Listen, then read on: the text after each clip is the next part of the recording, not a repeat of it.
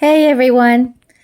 I haven't been here in a long time, so I want to talk to you about the great multitude tonight.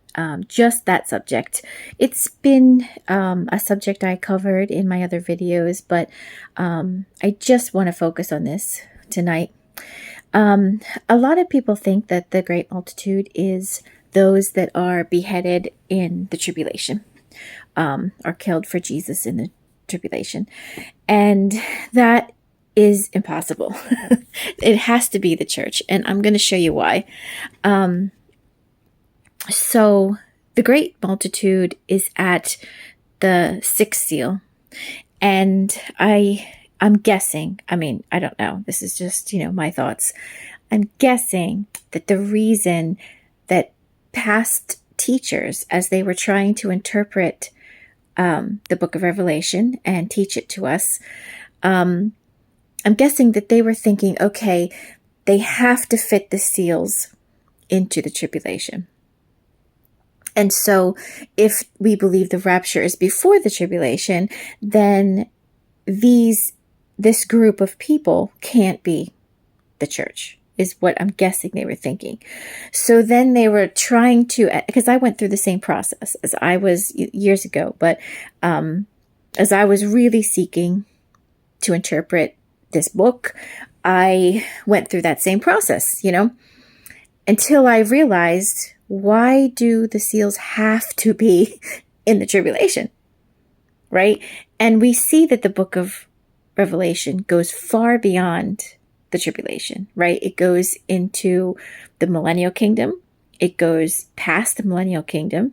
So why can't the book of Revelation start before the tribulation? Clearly, the book of Revelation is not just about the tribulation period. It's about the entire church age. And once you see that, and you're freed from that, I don't know what it is. It's this, I talk to other pre-trib, teachers and scholars, and they just insist that the seals have to be part of the tribulation. They don't have to be. There's nothing saying they have to be.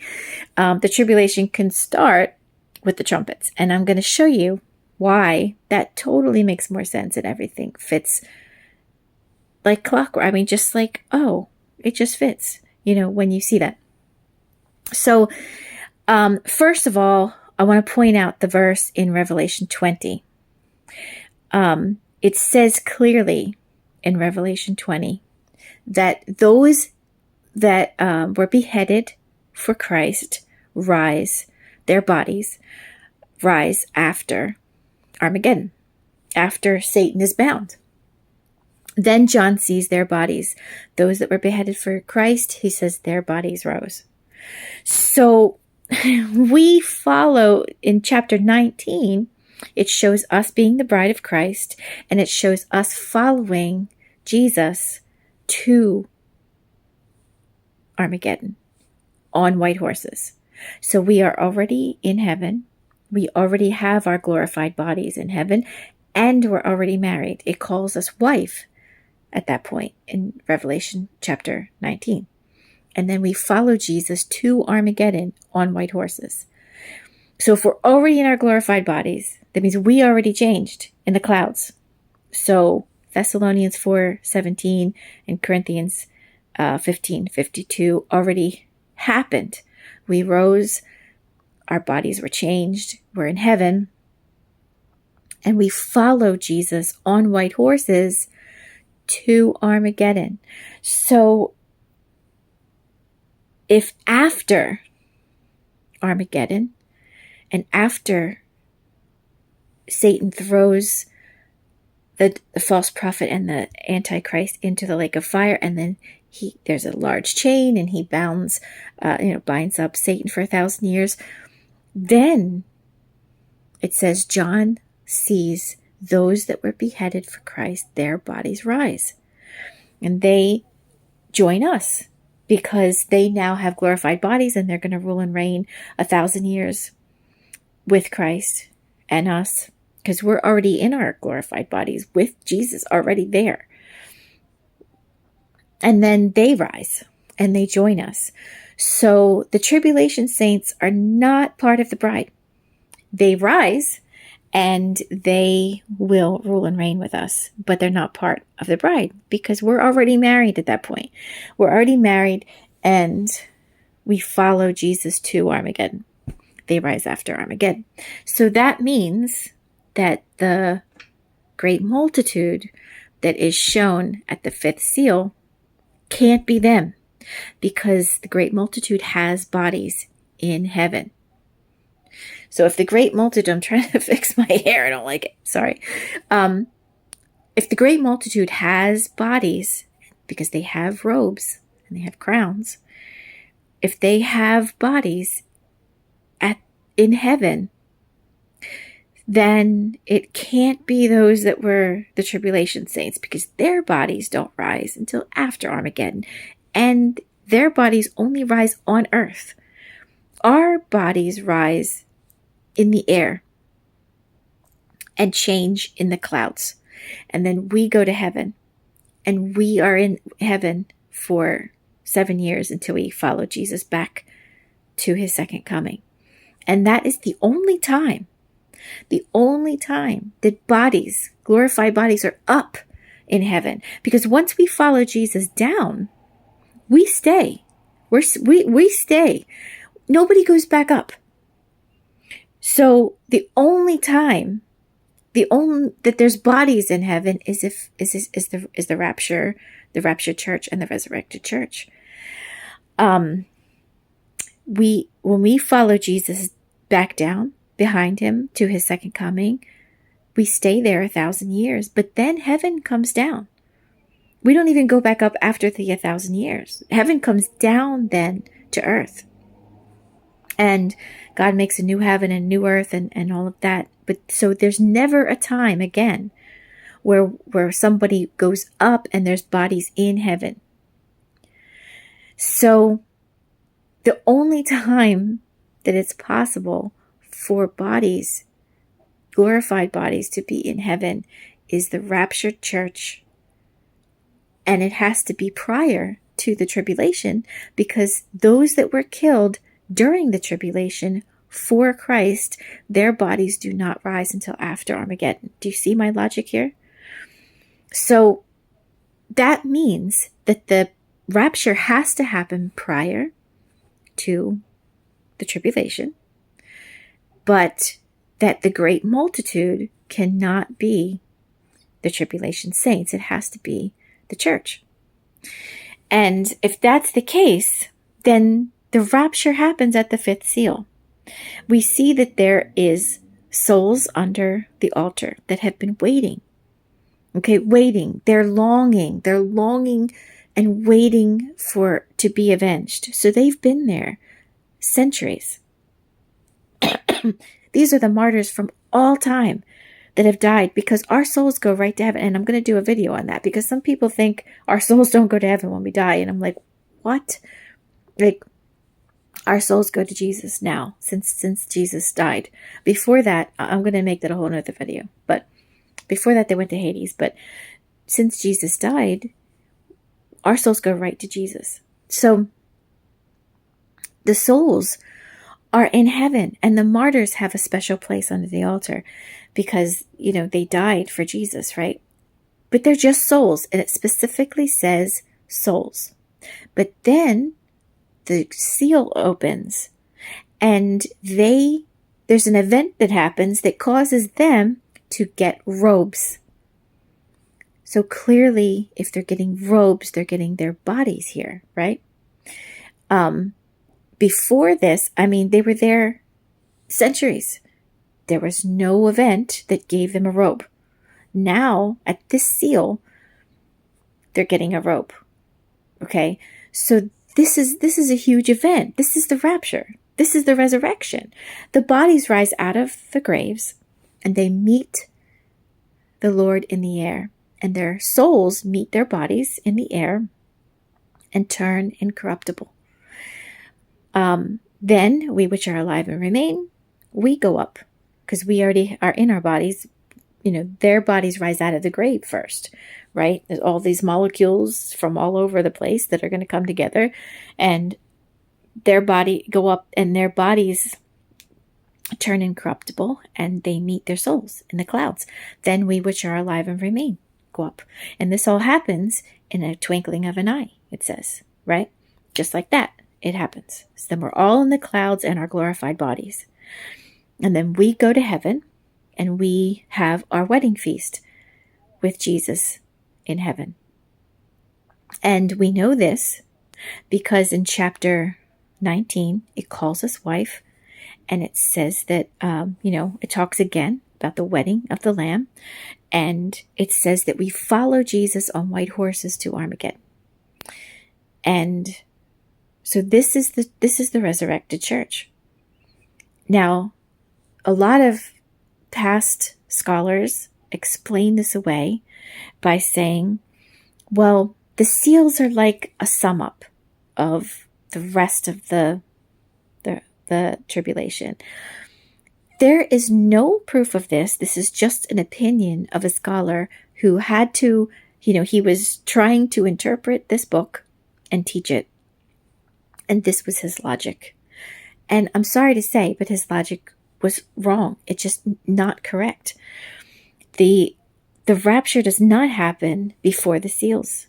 It happens at the fifth seal.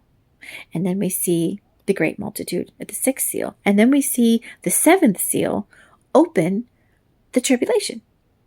So there's still a pre-trib rapture, but it's not pre-seal. So the seals are not part of the tribulation. And for some reason, nobody can just accept that. They can't even entertain that thought at all. Like, you just present this evidence and they're just looking at it and they don't even, it does not penetrate. It's like, well, the teachers from, the last generation just can't be wrong at all on any point. And no, and they just do not even listen to you at all.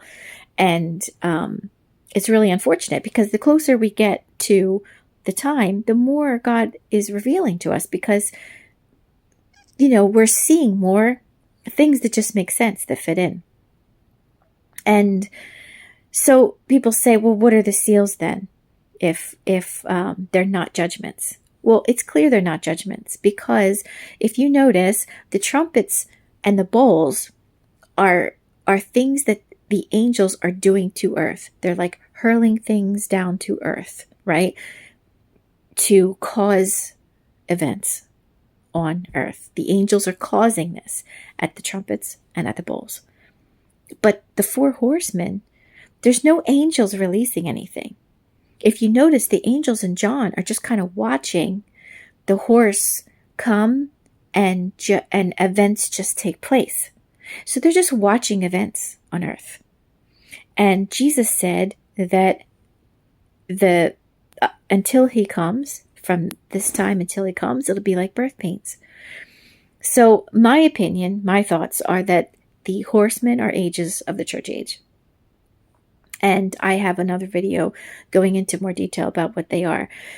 But they're just ages of the church. If the whole book of Revelation is about the church age, then the letters to the churches are about what is going on with the church from the time of the resurrection until his coming.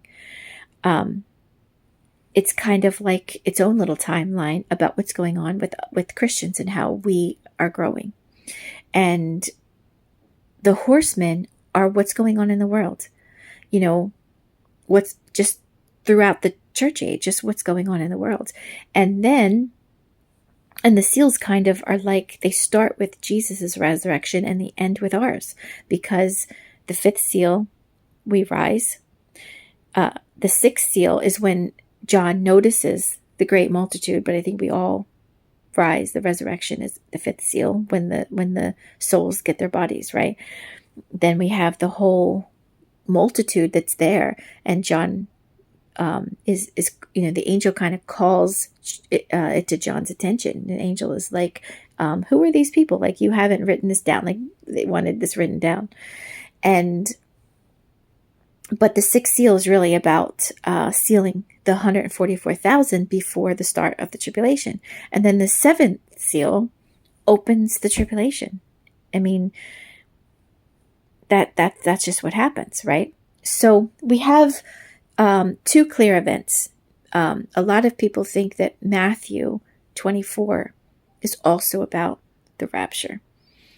And if you hear me out, that Matthew 24 is only about the second coming, and Thessalonians and Corinthians are about the rapture, it clarifies so much. And there's a lot of, if all post-trib, pre-trib, and mid-trib people just see this one point, actually 2 points. They just see these 2 points, that Matthew is about the second coming and Thessalonians and Corinthians is about the rapture. And that the great multitude has to be the church. It can't be the tribulation saints. If they realize those two things, we will all agree and be on the same page. And the seals just don't happen before the tribulation. That's it. So Thessalonians, we see, and Corinthians, we see that this event is taking place in the air.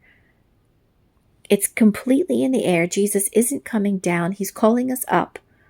So there's not 2 second comings. There's not 3 comings of Jesus. The rapture has nothing to do with Jesus coming. He's just calling us up. He's taking us up. So it takes place in the air. The verses are specific that say in the air and say in the clouds. And our bodies change. That's what the verses say. Matthew is talking about Jesus returning. So he comes down at that point and he gathers his elect on earth. This is an event that happens on earth, not in the air. He gathers his elect on earth. And many people that are post-trib point out that the people that are leaving are the wicked people. They try to use this, though, to say that the rapture doesn't exist. The rapture does happen. That's a completely different event. The rapture happens in the air. This happens on the ground. And the wicked are the ones taken. They are taken away and they are thrown in hell. It is the church, the people who survive the tribulation, that refuse the mark, that are gathered. Jesus gathers them. And he gathers them on earth, and they do not change. They do not change into incorruptible bodies. They stay in human form. They repopulate the earth for the millennial kingdom. We rule and reign over them. We have our glorified bodies. And then the tribulation saints rise, and they have glorified bodies, and we all rule and reign over the survivors of the tribulation who stay in human form. So they don't change. So one event is in the air and we change. One event is on earth and there's no change. So there's completely 2 different events. So all of Matthew 24 is about the second coming. It's not about the rapture. And because it says, the only part that people argue is about the rapture is the part that says that one will be left and one will be taken and one will be left.